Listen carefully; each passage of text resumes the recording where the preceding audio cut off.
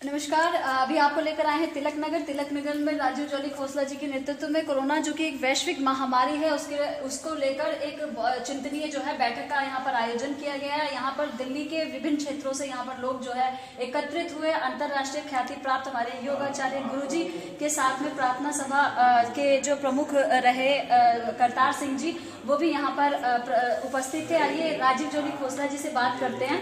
आज की जो यहाँ पर बैठक का जो आयोजन किया गया था उसके मुख्य उद्देश्य क्या है जी? बहुत बहुत धन्यवाद।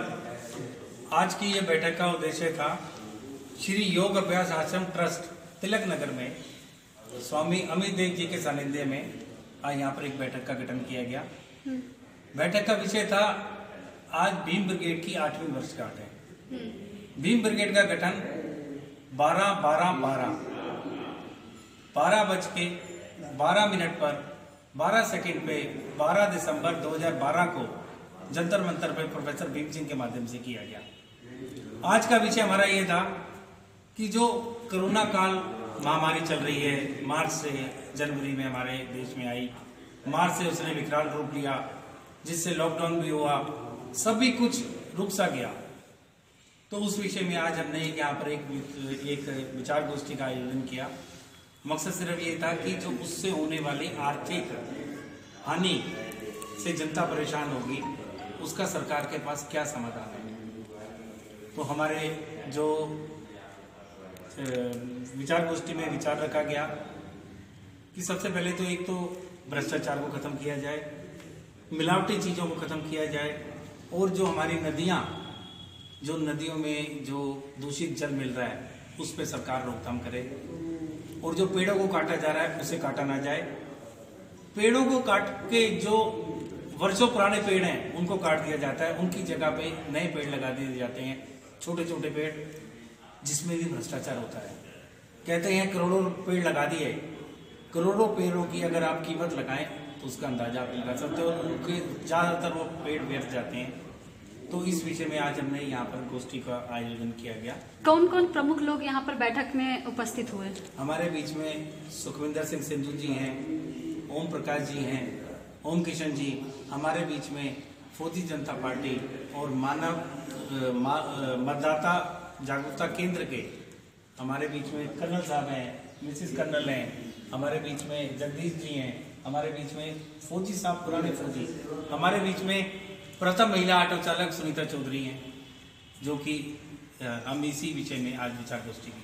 अब हम बात करेंगे अंतर्राष्ट्रीय ख्याति प्राप्त योगाचार्य हमारे गुरुजी हैं इनसे।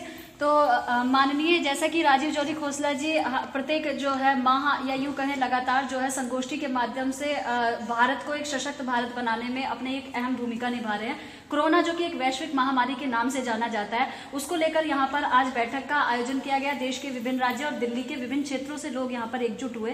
कैसा लगा, कैसा रहा समारोह और क्या निष्कर्ष निकल कर आया, किस प्रकार से योजनाएं बनी? देखिए जी, समारोह तो हम आज देख रहे हैं बहुत सारे हो रहे हैं, उसका क्रियात्मक रूप पे कितना कार्य कर पा रहे हैं वो बहुत ज़रूरी है। और उसके लिए हमारे गुरुदेव की जो दिव्य शिक्षा है कि जब तक हम योग को अपने जीवन में नहीं अपनाएंगे तब तक हम किसी भी चीज़ के ऊपर सशक्त रूप से कार्य नहीं कर सकते हैं। क्योंकि जब आप योग करते हैं आपका बॉडी, माइंड, सोल तीनों कनेक्ट होगा, और उसके बाद ही आपका जो इंटेलेक्ट है, आपका जो सबकॉन्शियस माइंड है, वो एक पॉजिटिव पाथ पे चलेगा, एक सच्चे मार्ग पे चलेगा, जिसमें किसी के प्रति घृणा या द्वेष भाव आपके अंदर नहीं रहेगा। द्वेष और घृणा ना होने के कारण आपके अंदर लालसा नहीं बढ़ेगी, लालसा नहीं बढ़ेगी तो भ्रष्टाचार नहीं होगा, भ्रष्टाचार नहीं होगा तो ऐसे जो कार्य हमारे देश में और जगह पे हो रहे हैं ऐसा नहीं होगा। तो आपसे सभी से एक ही अनुरोध, योग को सीखें, औरों को सीखने की प्रेरणा दें। धन्यवाद। महिलाओं ने भी बढ़ चढ़कर भूमिका निभाई इस कार्यक्रम में। प्रथम महिला चालक हमारे ऑटो चालक जो है सुनीता चौधरी जी, जिनका मार्गदर्शन पाकर सैकड़ों हजारों महिलाओं ने जो है ऑटो चलाने का प्रण लिया। और ऑटो जैसे कि पुरुष वर्ग ज्यादा थे तो अब महिलाओं की भी भूमिका अदा होने लगी है, वो भी इस कार्यक्रम का हिस्सा रही। जी, क्या कहना चाहेंगे आज के कार्यक्रम को लेकर?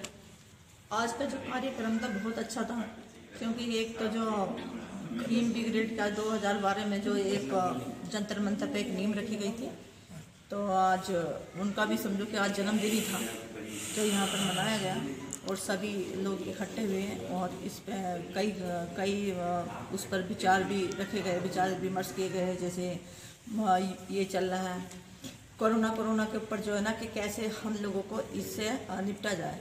जैसे गुरुजी के विचार थे, गुरुजी ने कहा कि जो योग है वो हमें उतारना चाहिए और योगा करना चाहिए। योगा से बहुत सारी बीमारियां दूर होती हैं। और सरकार भी क्या करे, सरकार भी कहाँ तक मतलब इतनी दवाइयाँ बनाएंगी, कहाँ से वैक्सीन लाएगी। तो हमें अपने स्वास्थ्य पर खुद भी ध्यान देना। जहाँ पर पेड़ पौधे हैं ये काटने नहीं चाहिए। और जितनी नदियाँ हैं, नदियों का जल पहले लोग पीते थे, पशु पक्षी भी नदियों का जल आज भी पीते हैं, लेकिन वो जल पी के कभी बीमार नहीं पड़ते थे। आजकल जो हम बिसलरी का पानी पीते हैं, तो बिसलरी का पानी से जो होता है उसका विटामिन, वह जो पानी का एक विटामिन होता है वो चीज़ बिसलरी से ख़त्म हो जाता है। तो हमें चाहिए कि हम शुद्ध एक जो है पहाड़ों का पानी जो होता है वो जो नदियों में आता है वो पानी पिए, उससे बहुत सारी बहुत ही अच्छी जानकारी का साझाकरण माननीय आपके द्वारा। कर्नल जी से बात करेंगे, उन्होंने बहुत अच्छी तरीके से पृष्ठभूमि यहाँ पर तैयार करी और कोरोना के विभिन्न मुद्दों पर यहाँ पर चर्चा की। सर्वप्रथम माननीय स्वागत है आपका हमारे चैनल में। जिस भी प्रकार से आपने अपनी बातों को कहा और निचोड़ जो निकल के आया, संक्षिप्त में आप अपनी बातों को कहेंगे, आज के कार्यक्रम के प्रारूप के विषय में बताएं। सबसे पहले मैं राजीव जी का धन्यवाद करता हूं। इन्होंने आज का ये प्रोग्राम रखा और हमें सौभाग्य ये प्राप्त हुआ कि इसमें हम शामिल हो सके।